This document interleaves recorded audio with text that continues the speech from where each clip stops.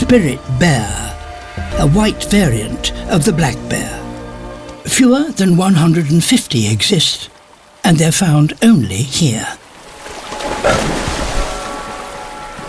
This female has fished for salmon here for 20 years. Get your timing right, and there can be great rewards. In her youth, she was, in fact, even more successful than the black bears.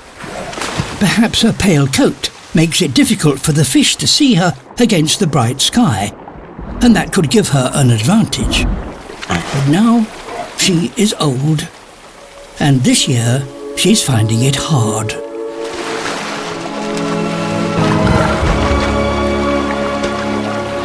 Her fishing skills, however, haven't totally deserted her.